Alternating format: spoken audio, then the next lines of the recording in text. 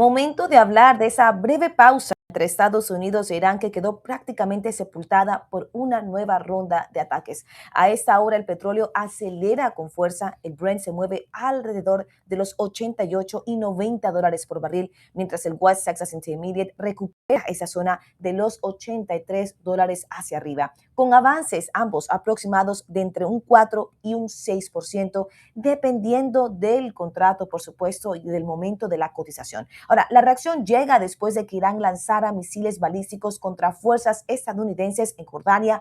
Los proyectiles fueron interceptados, pero el ataque terminó con las expectativas de que esa tregua pudiese convertirse rápidamente en una salida diplomática. En cuestión de horas, el mercado pasó de retirar la prima de guerra a incorporarla nuevamente a esta semana, que es clave para la política monetaria, clave para lo que es el sector tecnología.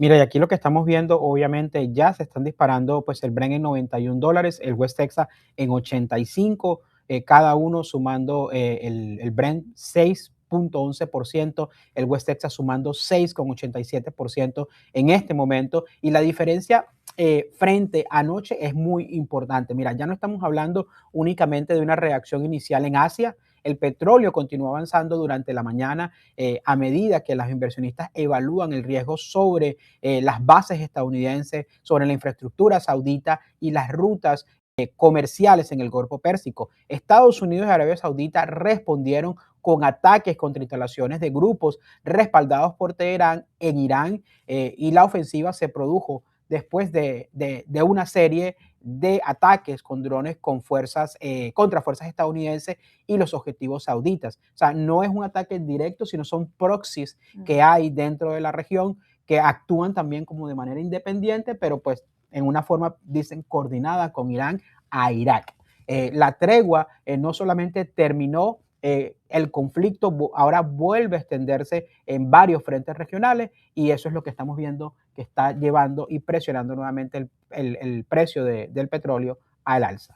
Y señores, aparece un nuevo elemento que puede ser incluso todavía más delicado para el mercado energético. Volvemos a traer también en la conversación al estrecho de Hormuz. La actividad de los petroleros se ha reducido de manera significativa y según reportes del mercado, Irán rechazó lo que sería una propuesta de Omán para normalizar el tránsito por esa ruta. Sabemos la importancia que hay en ella, un 20% de ese petróleo a nivel global, presentando también condiciones alternativas que aumentarían su control sobre la vía marítima. Sin embargo, fue rechazado.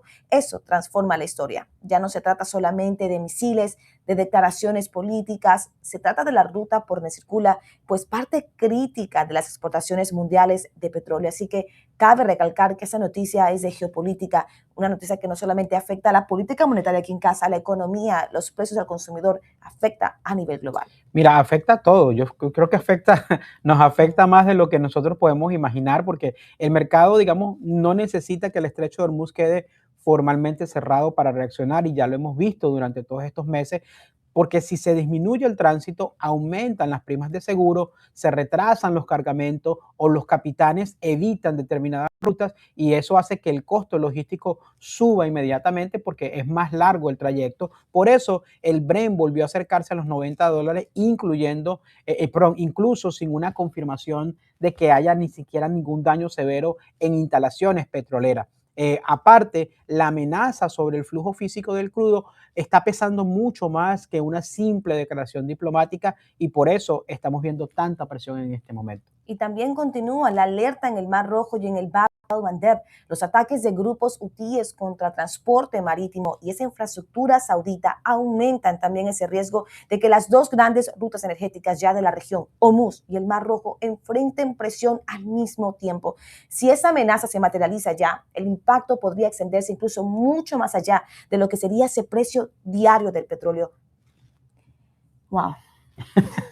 Mira, yo creo que definitivamente lo que estamos viendo es que, digamos, por las consecuencias de lo que estamos viendo, esto alcanzaría definitivamente al transporte, la refinación, la inflación y las cadenas de suministro. Entonces, digamos que lo que están haciendo ahorita son que los operadores están evaluando tres escenarios. El primer escenario es una escalada limitada con el petróleo alrededor de los 85 y los 90 dólares. El segundo es una interrupción parcial del transporte que podría devolver rápidamente el Brent por encima de los $95. Y el tercero sería un bloqueo prolongado o daños relevantes a infraestructura, y ese escenario en el que el mercado volvería a discutir si vemos esos precios superiores a los $100. Por ahora estamos, digamos, en el primero, como que atrapados entre el primero y el segundo. Y bueno, Raúl, hablemos de la reacción bursátil, que también, por supuesto, cambia ese panorama. Energía que venía de 2 jornadas muy negativas después de ser el sector ganador de la semana anterior, de ser el sector ganador de esos primeros 6 meses. Vemos como ahora el S&P 500 Energy, el sector este como tal, ha perdido más de un 3%, mientras Baker Hughes, SLB, Diamondback, las grandes ganadoras de la semana pasada y otras compañías sufrían también esa caída del West Texas Intermediate por debajo de los $80. Ahora con el crudo recuperándose completamente entre $4 y $5 por barril, claro, esas acciones energéticas van a recibir un rebote fuerte en la apertura, pero sabemos propiamente que es por lo que es esa prima del petróleo de por medio, no porque realmente haya un catalizador que explique, ¿no?, a nivel de compañía por qué estas acciones van a continuar creciendo. Pero Raúl, beneficia a ciertas compañías del sector energía, pero sabemos cómo también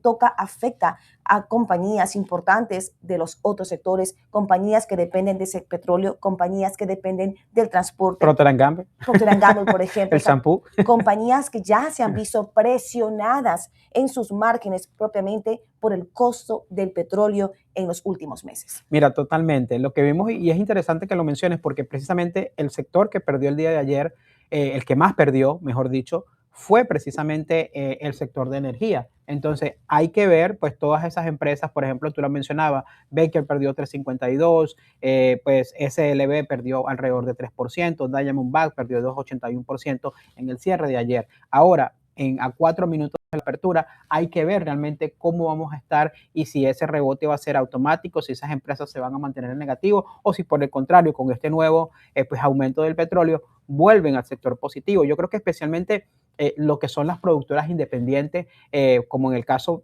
particular de Diamondback, Occidental, ahí podemos entrar con Devon y con EOG.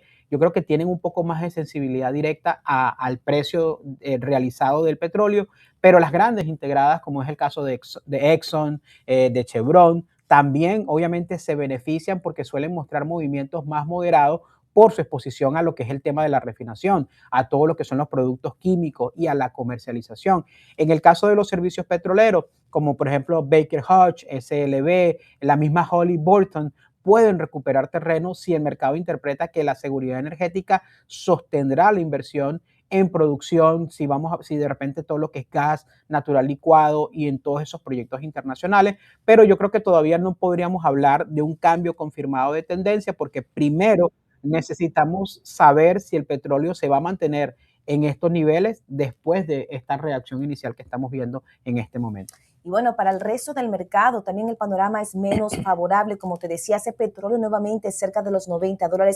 Aumentan los costos para las aerolíneas. Qué fuerte que ha sido los últimos 3 meses para esas compañías.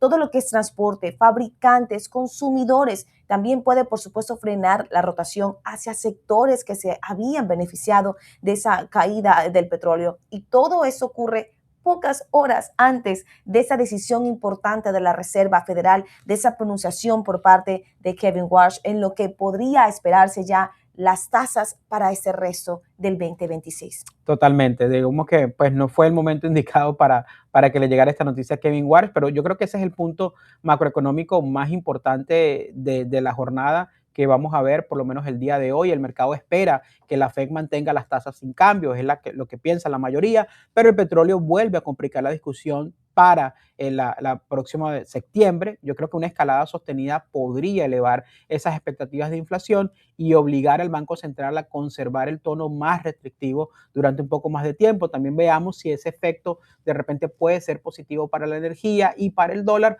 pero puede ser negativo para los bonos, para la tecnología, para la vivienda, todo lo que es consumo discrecional. Yo creo que la Fed no reaccionará, digamos, por una sola noche de volatilidad, pero tampoco puede, digamos, ignorar una amenaza sobre la gasolina y sobre el transporte, que sabemos que fue lo que ayudó el último reporte del PCE y del CPI la semana en este mes pasado.